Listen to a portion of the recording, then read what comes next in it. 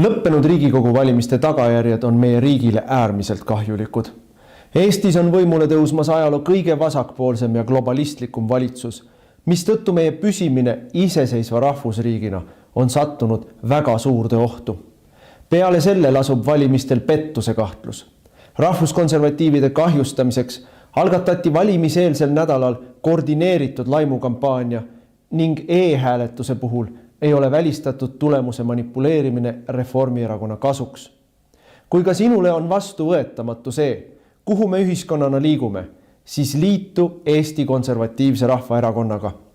EKRE on eestimeelne, tõe ja õiguse eest võitlev rahvaliikumine, millest on tänaseks saanud parlamendi suurim ja tegusaim opositsioonipartei. Järgnevatel aastatel seisab meil ees raske võitlus. Peame tagama, et valimistel oleks pettus välistatud.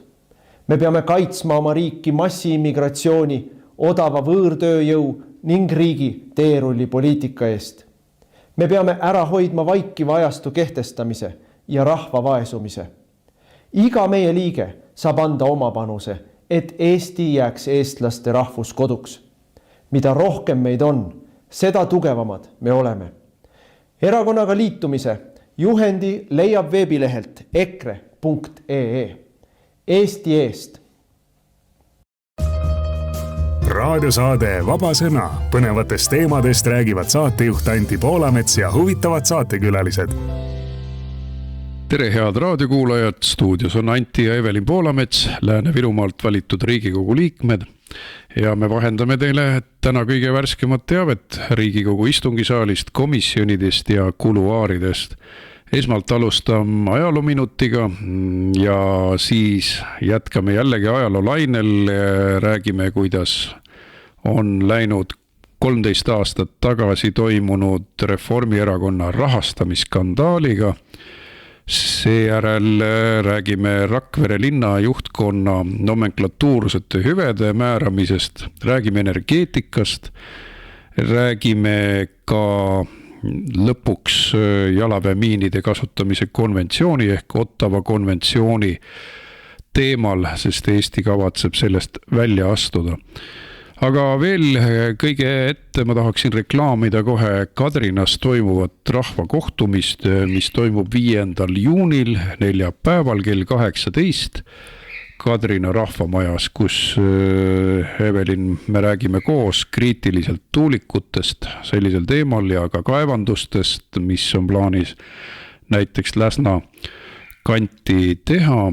Ja muidugi kriitiliselt tuulikutest võtab läbi ka nii Kadrina valla tuulikuparkide plaanid, kui me räägime siis Eesti teistest piirkondadest, räägime kogu Lääne-Virumaast, nii et olete kõik oodatud, tulge küsimusi esitama, ehk siis 5. juunil neljapäeval kell 18 Kadrina rahvamajas räägime me tuulikutest. Aga kõigepealt ja veel kord ajaloominut, nimelt pärast saate eetrisse minekut järgmisel päeval, 25. mail tähistame 2019. aasta suursündmust, mis on paljuski ununenud, nimelt Eesti väed vabastasid vabadussõja ajal Pihkva linna ja ümbruse ning see oli paljude venelaste jaoks ka muide suur sündmus, sest nad pääsesid bolševistlikust terrorist. Ma olen lugenud neid mälestusi, ma olen näinud ka tolleaegseid ajalehti, ehk siis see on hämmastav, milline ülevoolav tänu oli nendel bolševismi alla jäänud Pihkva venelastel Eesti vägede appi tuleku puhul, et minu meelest tasub mäletada ja ka toosti tõsta. Meil on küll 23. juuni võidupüha Võnnu all, aga me kunagi tegime suuri tegusid Venemaal. Venelased tahavad kangesti rääkida, kuidas nemad kõiki vabastasid, aga räägime sellest, kuidas eestlased tegelikult venelasi vabastasid ja bolševismi tagasi surusid. Ega meie ajaloos ju väga palju ette ei ole ju näidata neid õnnestunud lahinguid, seetõttu peaks kõik need lahingud olema erilise tähelepanu all, kus me oleme väike riigina, väike rahvana teinud suurtele säru. õige, impeeriumile koha kätte näidanud, sest endast lugupidavad rahvad mäletavad oma kangelasi, mäletavad oma suuri sündmusi ja rahvuslik uhkus käib kõige selle juurde. Korraks tuletame meelde ainult, kuidas Ameerikas, USA-s peetakse meeles oma iseseisvussõda Suurbritannia vastu, kus nad vabaduse välja võitlesid, et kas me ei vääri ka rohkemat, kas me ei vääri paremat mäletamist, kas me ei vääri oma kangelaste meeles hoidmist, nii et hoiame selle päeva ka meeles. Aga Evelin, läheme ajalootunniga edasi, kohe lähiajalukku, nimelt just nendel päevadel möödus 13 aastat tagasi aeg Reformierakonna rahastamisskandaali algusest. Seda tuntakse nii Silvergate'i nime all, Silvermakeri kui vilepuhuja järgi ja samuti on ta Valge kampsuni skandaal. Võib-olla siis Evelin peakski Valge kampsuni päeva tegema peaminister Michal Jauks, et tal oli üks väga ilus valge kampsun, millega ta ennast puhtaks pesi. Jah, tõepoolest, õigupoolest algas see juba 1. mail pihta, aga see kulmineerus, see lugu, algas see Postimehes ilmunud Silvermakeri artikliga erakondade rahastamisest ausalt, milles ta tunnistab, et on viinud erakonnale musta raha ning viitab sellele, et seda on teinud ka teised. Ja skeemiga seoses mainis ta erakonna endist peasekretäri ja praegust peaministrit Kristen Michalit ning erakonna kaaslastest veel Kalev Lillot, et sellega siis algas see nii-öelda ämmakapi saaga. Ämmakapp on läinud Eesti folkloori ja muidugi on kõige hämmastavam see, mida me peame kohe mainima, et kõige selle autasuks sai Michal nüüd siis peaministri koha, jõudis ära oodata, tõmbas korraks tagasi, pühkis tolmu maha ja peaministriks. Pevkur, kes viis tollel ajal raha ämmakapist kuhu vaja, kaitseministri kohale, palju õnne. Andrus Ansip kaitses neid hambad ristis ja tampis vilepuhujat, palju õnne. Euroopa Komisjoni asepresidendile, palju õnne. Neid õnnelikke on olnud väga palju, ainuke, kes ei olnud õnnelik, oli see, kes paljastas. Ta sai muidugi südamelt ära, selles mõttes ta oli moraalselt terve inimene ikkagi, et Silvermakerile lugupidamine. Igal juhul ma tsiteerin teda, et see artikkel algaski omal ajal nii, et on viimane aeg rääkida tõtt avalikult, sest vastasel korral ei hävita me mitte ainult võimalust muuta poliitikat ausamaks, vaid seame ohtu Eesti riikliku julgeoleku, tuleviku ja iseseisvuse. Prohvetlikud sõnad ja mina leian, et täna ongi ohus nii riiklik julgeolek, iseseisvus ja Eesti tulevik. Ja kuidas sinna see Valge kampsun ilmus, see ju ilmus, oli tollel ajal saade, kuhu ma ei mäleta, kas oli ka esimene stuudio tollel ajal või oli see mingi teine saade, aga tuli Kristen Michal, Valge kampsun oli seljas, ilme pattu kahetsev ja tegelikult ta ei võtnud ju midagi omaks, ta ju ütles, et kõik ongi õige. Ja ohvriks süüdistati Silvermakerit, kui paha tema oli, et aga siis see on ju peaministri kaubamärk, on kivinägu, tee kivinägu. Ei, no ta paneb Valge kampsuni selga, näitab, et tal pole ühtegi plekki rinna ees, kõik on Valge kampsuni all peidus, aga minu meelest on see Valge kampsun ilus sümbol.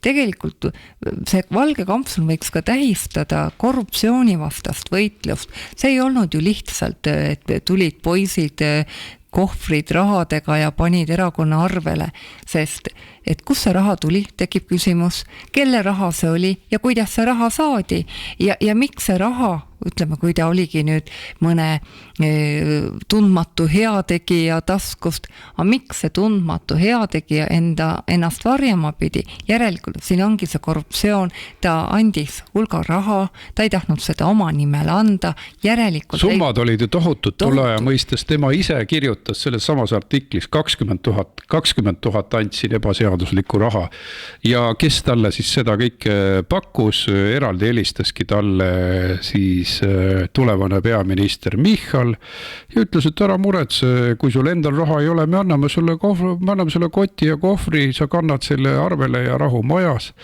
Aga mida siis Silver Meikar selle kohta ütles, et tal hakkas sees keerama lõpuks ja siis ta tõdes, et see on nagu vähkkasvaja, ebaausad erakondlased on nagu vähkkasvaja, millega siis premeeriti tõerääkijat, visati välja parastamise saatel kõik Ligi, Jürgen Ligi, meie suur rahandusgeenius, rahapesuminister, tänitas teda, sõimas teda, Michalit kõik küüntega kallale Ansipid. No vaat siis räägitakse vilepuhuja direktiiv, kaitseme vilepuhujad, kitsed kärneriks, kõik see sama kamp, kes pures surnuks, poolsurnuks Meikari selle paljastuse eest. No esiteks me ju ei tea, mida siis anti sellele tundmatule heategijale, nii-öelda heategijale, kes selle raha laeva pani siis nii-öelda, ei ole mitte narkomuulad, vaid rahamuuladega siis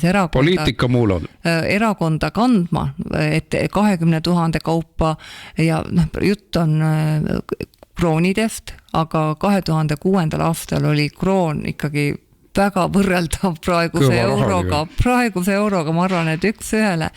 Ja oli veel üks aus inimene alguses, kes sarnaselt Silver Meikarile tunnistas üles, et ka tema on aidanud parteil parjatud annetusi puhtaks pesta, et noormees tollel ajal 2006. aastal Kristjan Karis ütles, et ta küll ei mäleta, et kes see inimene oli, kes talle raha andis ja ka tema tõi raha erakonnale ja ta ütles, et ta oli tollel ajal Tartus ta oli ka Tartu volikogu liige ja temale helistas Reformierakonna toonase Tartu piirkonna juht Laine Jänes, kes andis talle raha ja siis tema siis ja kusjuures ka Kalev Lillo oli ju seal kuidagi seotud,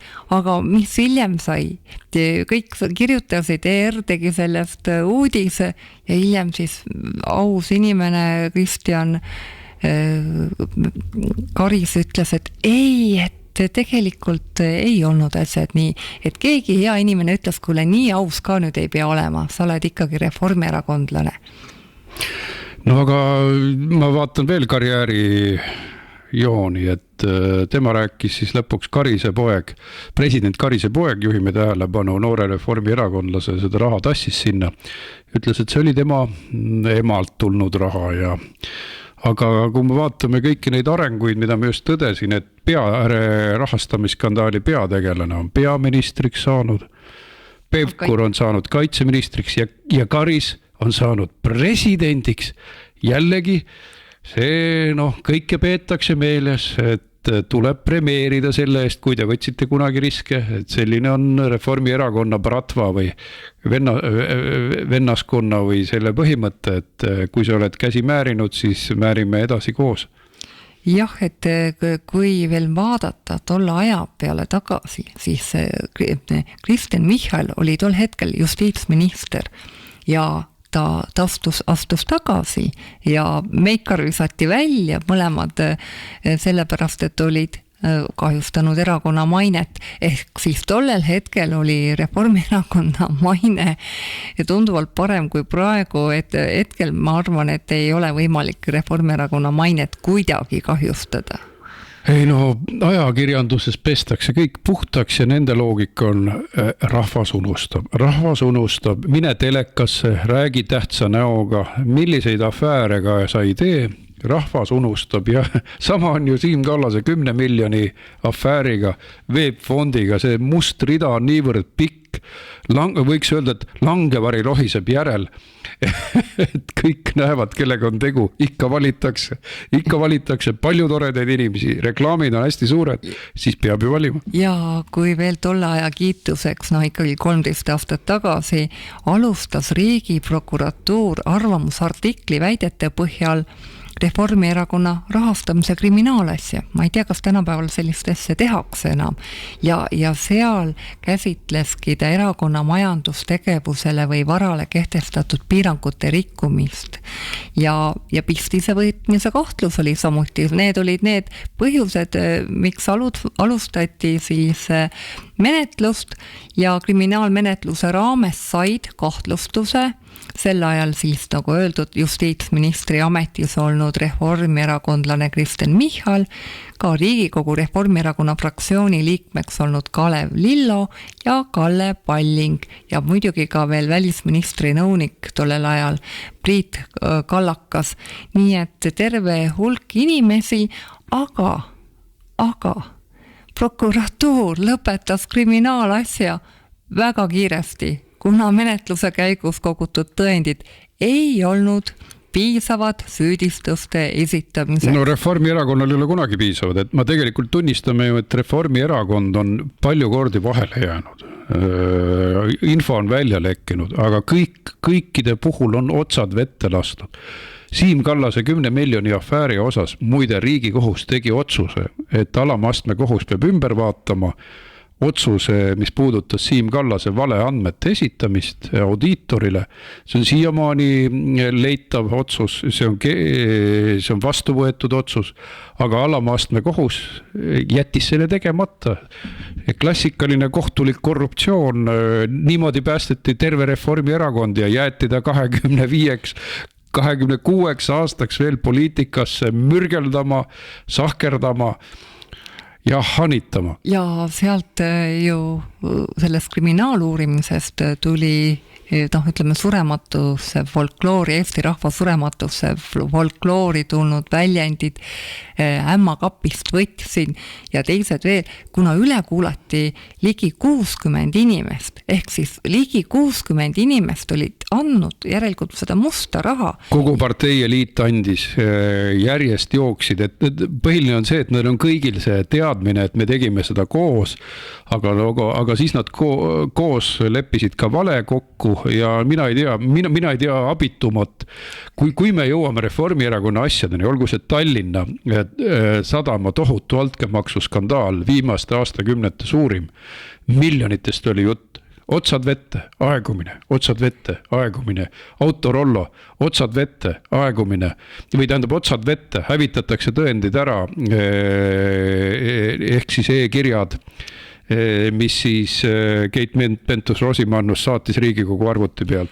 Otsad vette. Ma hea meelega veel loen mõned nagu põhjendused, kuidas kellelgi oli korraga kodus nii palju sularaha ja siis üks vastus oli selline, et laenasin ämmalt, kes sai selle suvila müügist ja see oli mingi 50 000 ja 200 000 võtsin välja teiselt kontolt ja oli kogunenud isiklikke sääste 50 000 krooni ja kogusin sularaha koju ja sain ka vanematelt ja võib-olla mõni sõber andis, et ma saan aru, et ka nendes vastustes oli teatud humoorikus, et nad teadsid, et nendega midagi ei juhtu, võivad öelda mida tahes ja siiamaani ongi jäänud meie surematusse folkloori ämmakapi raha. Ma leidsin veel ühe toreda fakti, nimelt siis 24. oktoobril, kohe pärast Silver Meikari väljaheitmist Reformierakonnast, vähenes Reformierakonna liikmete arv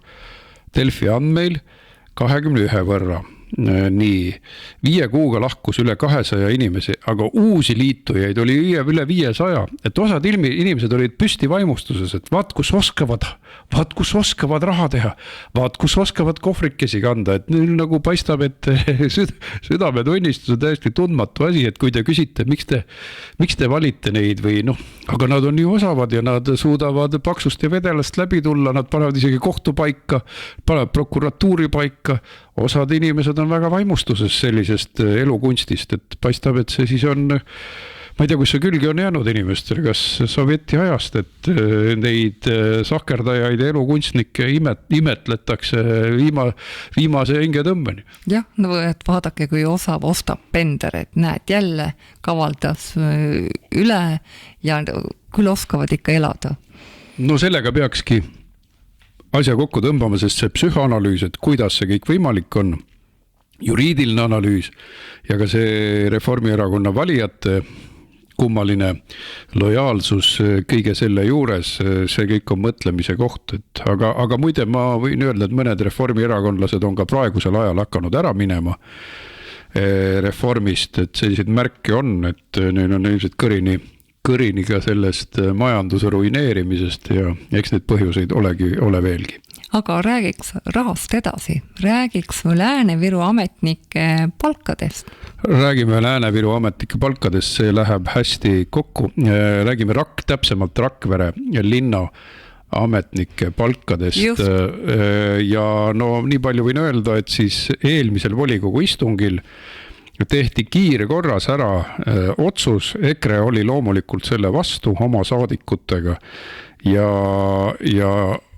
juhtus imelik lugu tõesti, et linnaeliit sai täiesti uusi kummalisi sürrealistlikke nomenklatuurseid hüvesid endale nagu välkkiirelt juurde, sest miks just kiiresti, tavaliselt loetakse sellised eelnõud 2 lugemisel. Aga nad otsustasid, et teeme esimesel lugemisel ära, ajasid käed püsti, et siis oleks vähem tolmu, võib-olla siis keegi kritiseerib EKRE-st, aga et siis oleks vähem selle teemaga kokkupuudet. Evelin, sina oled volikogu esimees Vinnis, sa töötad seal ilma palgata.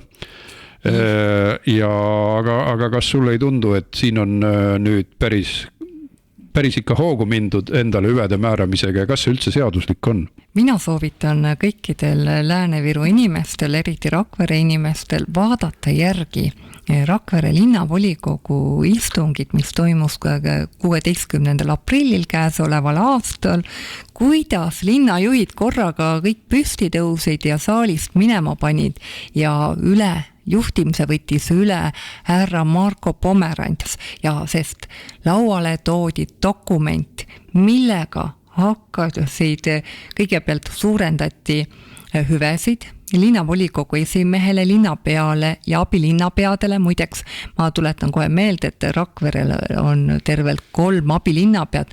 Kõrgepalgalist abilinnapead. Makstakse isikliku sõiduauto hüvitis kuni 550 €. See oli nüüd see muudatus, mille nad tõid sisse. Ja see oli muudatus, varem oli väiksem, see oli mingi 380. No see on tavalisem asi, sõiduauto hüvitis, eks ole. Aga sinna juurde ka, et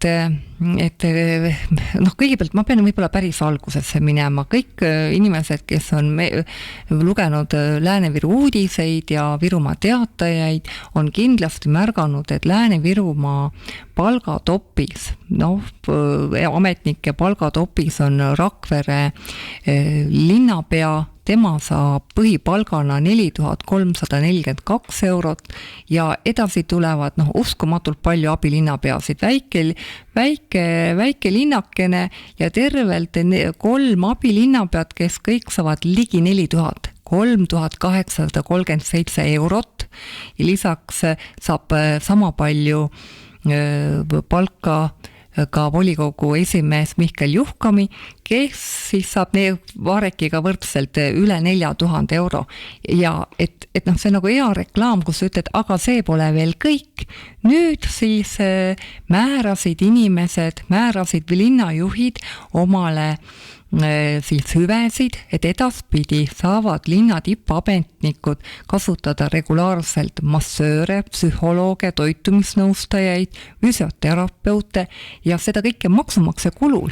Et sina tasuta, tähendab ühesõnaga linna rahadega makstakse kõik see kinni ja ka hambaravi. Ja see on sellel ajal, kui kõigil on kitsas ja öeldakse, et säästke. Rakveres tehti esimese lugemisega pliks-plaks ära.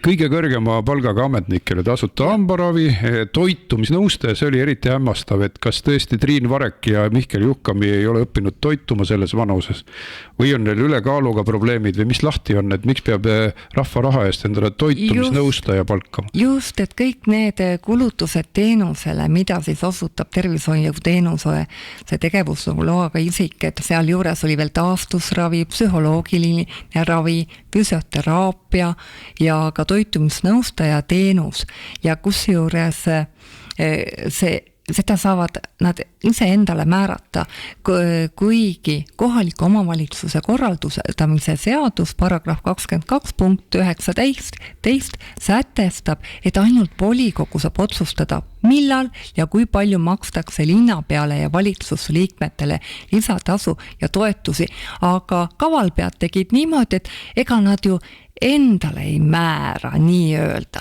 Nemad määravad sarnaselt palgalistele teenistujatele, nii nagu nemad, nii-öelda nagu linnasekretär näiteks saab 13. palga, siis automaatselt läheb see sama hüve ka kõigile abilinnapeadele ja linnapeale, volikogu esimehele. Minu meelest on siin seaduse rikkumine, minu meelest peaks seda vaatama õiguskantsler üle, sest kaudselt ikkagi linnapea hakkab ise endale hüvesid määrama. No ministeerium peaks vaatama, tegema järelevalvet, et jah, et kuidagi väga kiiresti tehti see ära, prooviti teha nii, et keegi arugi ei saaks, aga meie saime aru ja oleme ka vastu sellisele jamale, et me oleme siin eriti Marti Kuusiku kaudu kogu aeg öelnud, et kuulge, Rakvere linnaametnike palgad on ikka tippklassist, et kogu aeg ei saa automaatselt neid palku tõsta, vaid ikkagi vastavalt ametikohale, võib-olla mõni ametikoht on selline, kust on raske inimest saada, aga seal on ikkagi nagu üle kullatud. Nad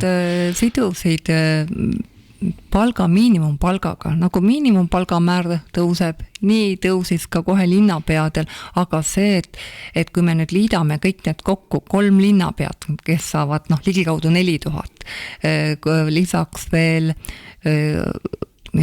volikogu esimees ja linnapea, et viiekesi põhimõtteliselt saavad nad 4000 lähedast palka ja korrutame iga koos 5-ga, et 20 000 puhtalt juhtimise peale, pluss veel igasugused hüved juurde. Mis juurde tulevad. Ja ei kallid inimesed, kas teie tahaksite tasuta toitumisnõustajat?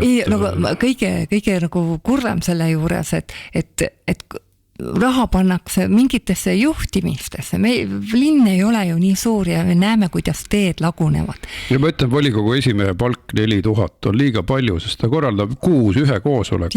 Et see on rantjee koht, see on liiga kõrge palk selle eest. Et jah, hüvitis võiks olla, aga see, et Mihkel Juhkami tiksub juba mitukümmend aastat sellise hiigelpalga peal, et see on juba, see ongi linna juhtimise nomenklatuurseks muutumine, mugavus on nii suureks läinud, et nad loodavad, et keegi ei reageeri, Isamaa toetus on kõrge, teeme mis tahame, kraamisime siia veel keskerakondlased kõik kokku, et küll me saame suurte plakatitega tehtud, et tegelikult nagu see Reformierakond mõtles, et kui meil see musta rahastamise skandaal neil oli, et küll plakatid ja telekas rääkimine inimesed ära uimastab, aga Isamaale tundub, et nad on ka igavesed. Isamaa on igavene, aga nad on igaveselt nomenklatuuris, igavesti samal kohal, et mitte mingit vahetust ei toimu, mitte mingit vee segamist ei toimu, et EKRE on ainuke tõeline muudatus linna juhtimise või linna volikogus.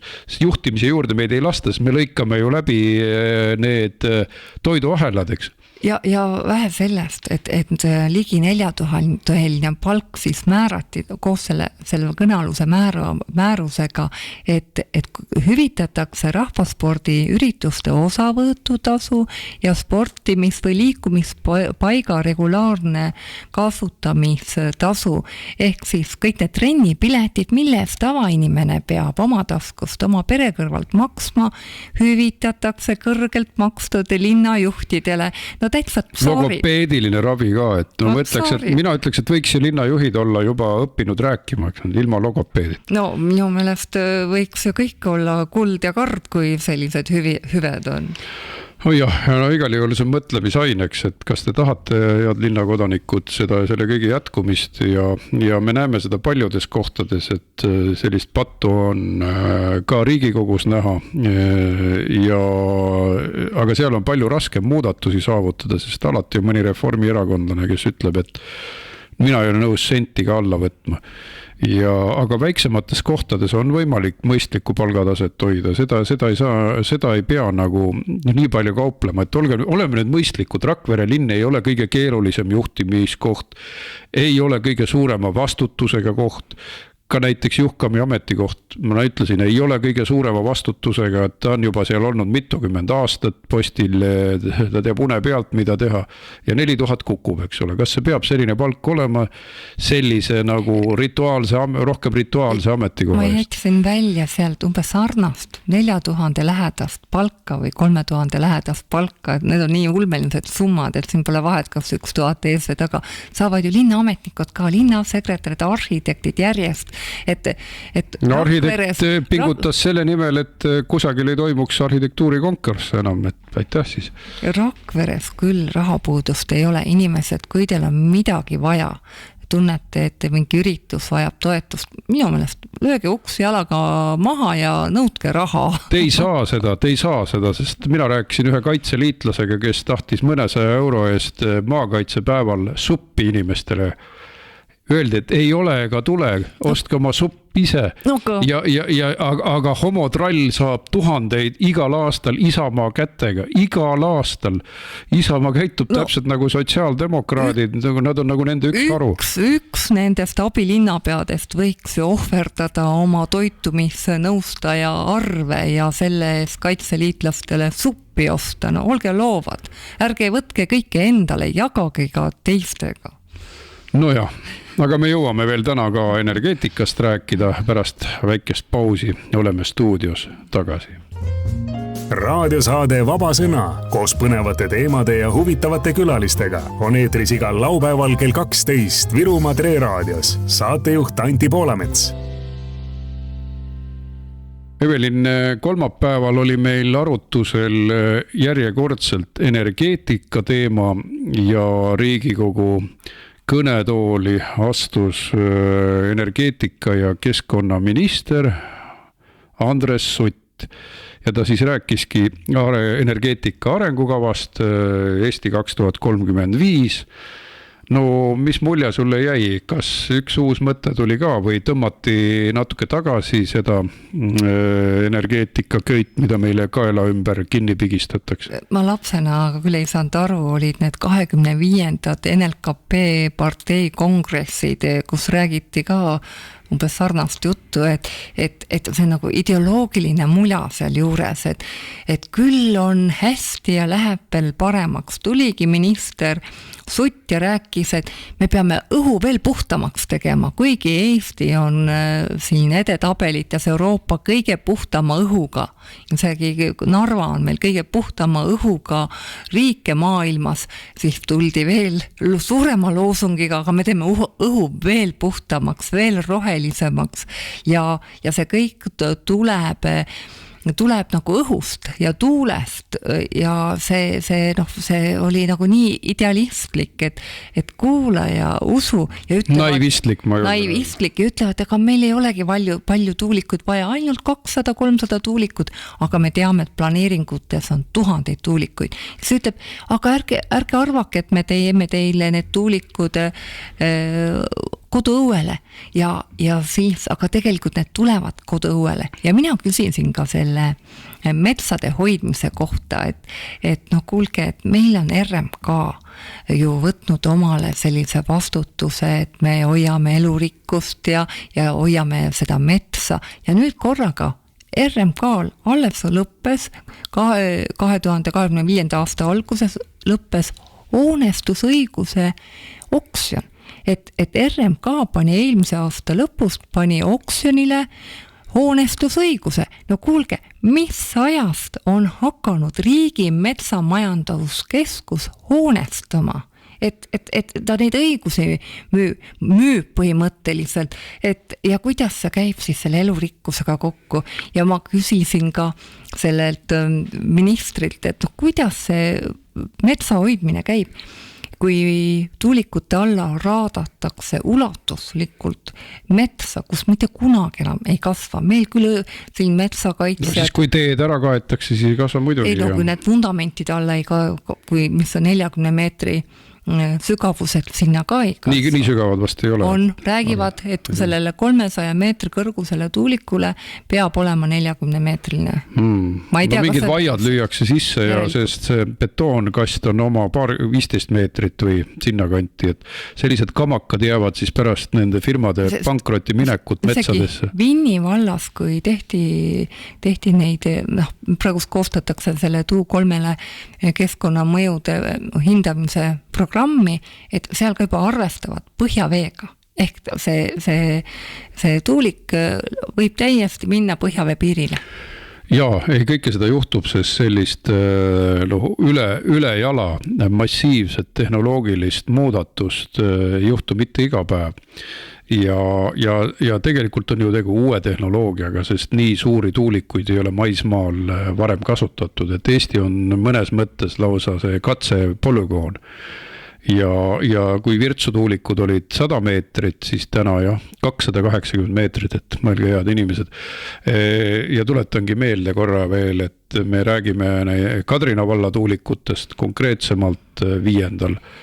juunil kell 18 Kadrina rahvamajas. Aga see tuulikurünnak, ma tuletan meelde, on näiteks Rakvere vallas väga valus.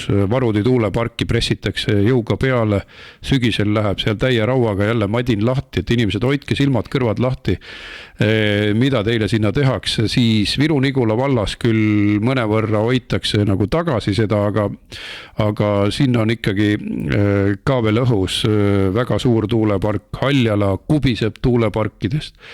Vinni vald kubiseb, Väike-Maarja vald kubiseb, kogu meie elu lüüakse segamini ja lisaks sellele veel tulevad ülepiirilised, et kui mõni arvab, et mulle nüüd ei tulegi äkki tuuleparki, siis et mul on vedanud, aga näiteks Vajangu Tapa vallas, kui Väike-Maarja tuulepargid on temast mõne kilomeetri kaugusel, siis on nende jaoks täpselt sama nagu tuulepargi servas elamine, kus juures nad ei saa isegi mitte midagi mõjutada, kuna see jääb Väike-Maarja valla.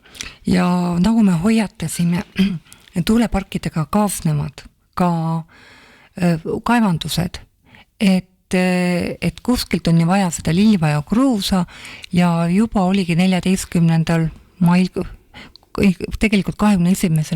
mail kell 6 oli juba Läsna rahvamajas arutelu, et Merko kaevandused taotlevad Keskkonnaametilt Taagepere liivakarjääri maavarade kaevandamise keskkonnaluba.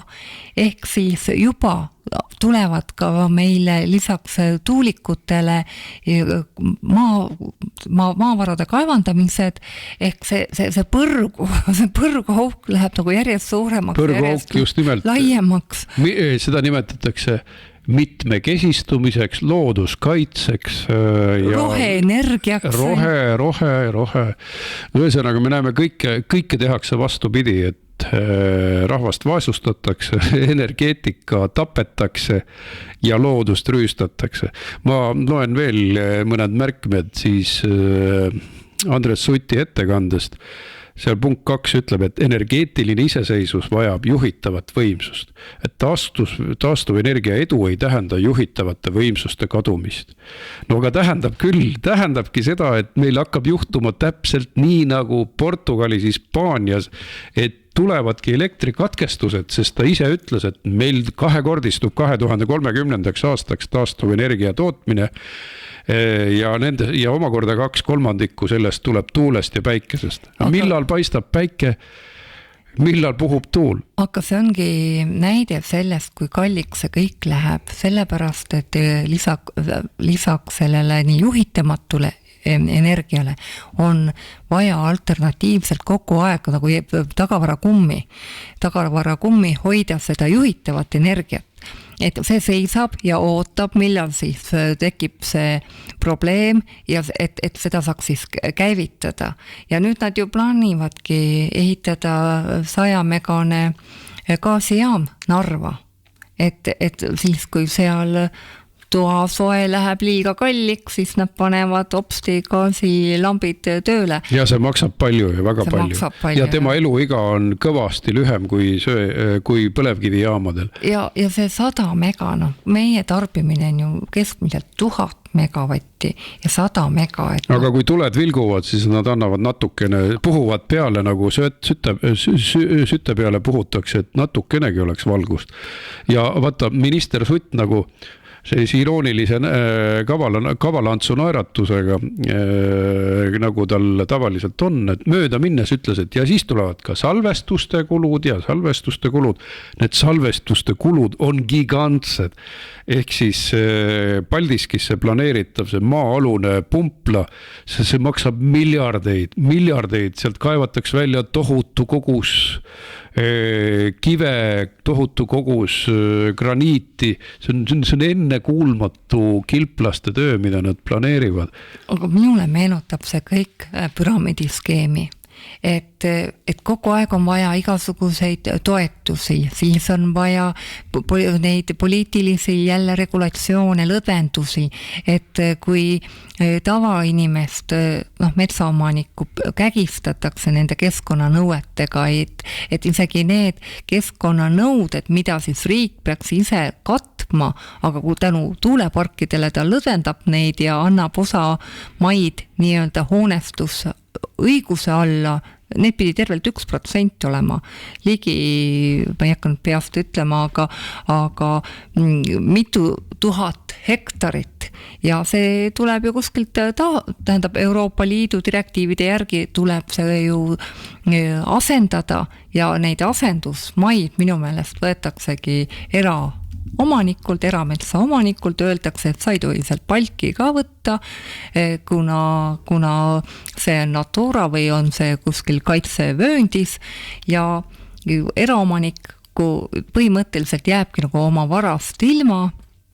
Ja see, mis toimub siis tuuleparkidele, seal on siis kõik roheline tuli, ehita palju tahad, pööra terve mets pahupidi, ehita juurdepääsuteed, kõrgepingeliinid, tuulikud ja kogu aeg on vaja dotatsioone, kogu aeg, et see püsiks üleval. Nõukogude aeg ja dotatsioonimajandus on tagasi ja nagu me oleme korduvalt rääkinud, et on väga kummalised firmad, kes kõik õngitsevad, muu hulgas ühe mehe firmad, kes tahavad näiteks Eesti ühte suurimat mereparki teha. Ma vaatasin tema aasta aruannet, seal oli 40 000 eurot juriidilisi konsultatsioone, pigem oli vähem, natuke vähem veel, aga kujutage ette, see tahab saada näiteks 500 miljonit riigi dotatsiooni oma firma jaoks, Liivi ja Saare tuulepargi jaoks, et hämmastav, kuidas ühe mehe firmad tulevad, et see mõjub nii aferistlikult, kui veel vähegi olla saab.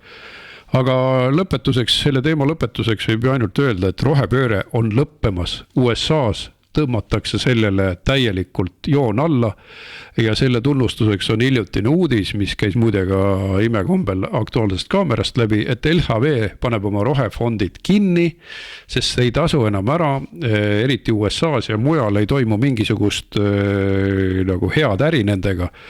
Ja vaata, ärimaailm on väga tugev indikaator, et enam ei tasu ära. Et praegu veel muidugi need aferistid jooksevad subsiidiumide järgi nende miljardite järele, aga juba kuskilt laguneb see laiali. Ja ega LHV pole ainukene, siin on veel erinevaid platvorme, mis on tegelenud roheinvesteeringutega ja ongi tekkinud olukord, kus leitakse, et näete, ei ole enam neid rohelisi iduettevõtteid ja on ka näiteks Sunly tooks juurde või Grünfin, mis teenis omanikele 7-kordse kahjumi, nii et hakkavad vaikselt need püramiidi skeemi kõrvad juba hakkavad nii-öelda loperdama. Ja hakkavad, aga ühel hetkel, kui mõned nagu valmis tehakse, lähevad pankrotis, ma tuletan meelde selle asjaolu, et kui firma on pankrotis, siis keegi neid kolakaid monstrumeid, Tallinna teletorni kõrguseid monstrumeid ära ei korista ja see jääb kohaliku omavalitsuse kraesse. Nii et kui näiteks Vinni vald peab ära koristama kas või 30 tuugenit, see tähendab umbes 30 miljonilist kulu igal juhul vald on pankrotis sellega, lõpetatud. Ma vaatasin ka, et aeg-ajalt sotsiaalmeedias on need postitused, kus näitab tuulikuid, mis ei tööta enam, tuul puhub, aga need ei tööta. Kas järelikult ei ole elekter piisavalt kallis, et müüa või ei ole turgu? Et nagu ikka, kui regioonis tuul puhub see igal pool ja elekter läheb nii odavaks, et keegi ei taha seda enam. Või ei ole tarbijaid, üks asi on odav hind, teine asi on see, et kui sa ikkagi ei taha iga päev saunas käia, nagu kunagi oli see probleem, et elektri hind on kõrge, kuna soomlased käivad saunas, siis üleliigne elekter hakkab võrke koormama ja see tulebki välja võtta sealt, lülitadagi välja. Kui on palju tuult ja palju päikest, siis hakkabki juhtuma see, mis juhtus Hispaanias. Hispaaniat hakatakse tegema, täpselt nii. Aga ma lubasin alguses välja ka, et me räägime ühel militaarsel teemal. Nimelt oli kolmapäeval Riigikogu täiskogu ees maamiine keelustavast Ottawa konventsioonist lahkumine. Ehk siis taganemine juriidilises keeles, et astuda välja maamiinide keelustamisest. Eks ole huvitav lugu, EKRE tegi 2 aastat tagasi eelnõu, eriti veel Ukraina sõja valguses, kus oli näha, et ukrainlastel on hädasti vaja sellist odavat ja küllaltki tõhusat relva, et tegime ettepaneku, irvitades ja materdades lükati see jälle tagasi, ja nüüd siin me oleme 2 aastat hiljem, tulevad nad ise, sest Poola lahkus sellest konventsioonist, Leedu lahkus sellest konventsioonist, Läti ja lõpuks, kus siis Eesti saab olla, Eesti on siis alati viimasena see, kes taipab, et küll nad ajasid vastu, küll nad võitlesid vastu, aga siis, kui päris riigikaitse asju on vaja teha ja eriti seda, mis saab odavalt kätte, siis käis kõva lahing meie vastu. Et tõesti täitsa solvunud tunne on, et kuidas nad nagu halvustasid kogu seda asja mitu aastat. Aga nüüd me oleme siin, kus see võetakse vastu, sest nüüd teised tegid, alles siis hakatakse reageerima ja hilinemisega, väga suure hilinemisega meil võiksid juba laod olla varusid täis. No see on ikka kummaline küll, me ei ole mingi riik kuskil Kesk-Euroopas, kelle ümber on neutraalsed või rahulikud riigid, me oleme otse agressiivse naabri kõrval ja meile kogu aeg ju räägitakse, et meie Venemaad ei saa usaldada, Venemaale peab alati jõudu näitama, aga ja meie mängime siis lambukesi, et oi, et kui Vene sõjavägi tuleb, ega me neile maamiine küll nüüd panema ei hakka, on ju. No kujutage ette, milline lollus on meil ju riigijuhtide, Reformierakonna juhtide kõrvade vahel olnud. No aga see on sama nagu palgaarmee planeerimine, et seda nad surusid 10 aastat ja mida nad suutsid ära teha, oli see, et nad viisid siis, kui olid väga suured aastakäigud, väga palju noormehi oli võimalik kaitseväkke võtta, nad surusid Jürgen Ligi juhtimisel ja teiste refikate juhtimisel nii madalale kui võimalik, et võeti 2000 poissi, et selle arvelt jäeti tegelikult terve diviisi jagu inimesi välja õpetamata meelega, saboteeriti riigikaitset, suruti alla kõige tähtsamat ehk reservarmee moodustamist, millega me oleme täna õnneks Lätist, Leedust ees, kuna oli inimesi, kes hakkasid sellele vastu omal ajal, et tänu kõigile ohvitseridele, tänu kõigile mõistlikele inimestele, kes võitlesid normaalse riigikaitse eest, et me oleksime täiesti hävingus, kui meil oleks Reformierakonna plaan läbi läinud. Aga kuidas on võimalik neid jälle võimu juurde usaldada? Jälle ja neil on ka põhiline plaan. Oi, me hakkame riigikaitsetööstust arendama. No see on õige suund.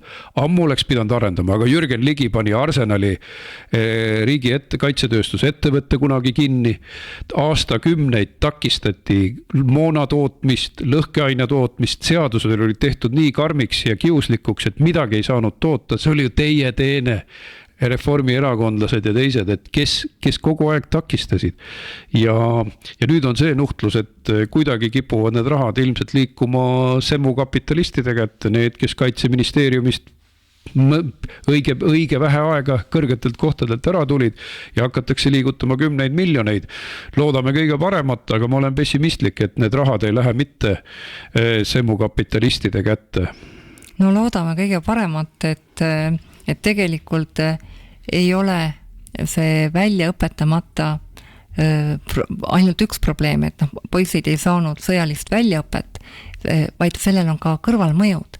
Kui noor mees kasvab või ta õpib riiki kaitsma, suureneb ka tema patriotism. Et see, et hulk poisse ei saanud sõjalist väljaõpet, see tähendab ka, et hulk poisse jäid ilma selle patriotismi tundeta võib-olla. Jah, aga see on väga tugev mõju, sellepärast, et isad õpetavad ju poegadele isamaalisust, isad õpetavad poegadele riigikaitset ja viivad nad lasketiiru või viivad matkama, õpetavad riigikaitse aluseid, sest isad on käinud ajateenistuses või on nad Kaitseliidus. Aga kui sa võtad 10-15 000 poissi sellest asjast välja, siis jäävad nende lapsed ju ka sellest pärandist põlvest põlve antavast oskusest ja teadmisest ja suhtumisest ilma, nii et sul on tuline õigus, see on olnud löök alla poole vööd riigikaitsele ja seda peab meeles pidama, sest mina ei usaldaks riigikaitset sellise seltskonna kätte, kes 10 aastat püüdsid kaitseväge sisuliselt vaiba alt ära tõmmata. Mina ei usaldaks tervet riiki sellise valitsuse kätte. Me ei vaidle vastu, sest ämmakapp on täitumatu ja sellega tahetakse tulla jälle võimule ja kui tuletan meelde Silver Meikari prohvetlikku ütlust, et sellised poliitikud mõjuvad nagu vähkkasvaja ja kui sellised poliitikud võimule tulevad, kes tegelevad musta rahastamisega, võib ohus olla julgeolek, võib ohus olla iseseisvus ja riigi tulevik. Ja veel üks tsitaat, Riigikogu esimees Ene Ergma ütles tookord, kui see rahastamisskandaal puhkes, et need inimesed peaksid poliitikast lahkuma. Kas nad on lahkunud? Väga õige ja valgest kampsunist võiks ikkagi saada selline sümbol, mis tähistab korruptsiooni vastu võitlemist tegelikult ka. Mina olingi valges kampsunis, kui Michal tuli oma peaministri volitusi saama siis, ja mitmed teised fraktsiooni liikmed ka, et tuletasid meelde, et kas pole piinlik, kas pole häbi. Aga nii see elukene on, head inimesed, järgmisel laupäeval kell 12 ja muidugi ka uute uudiste kanalil. Järelvaatamine on võimalik ka Tre raadio rehel, kui te vajutate Virumaa Tre raadio peal ja Spotify's hoidke ikka end lainel, põnevad teemad juba nädala pärast. Kõike paremat. Kuulmiseni. Te kuulasite raadiosaadet Vaba Sõna, järelkuulamine treraadio.ee ja uueduudised.ee.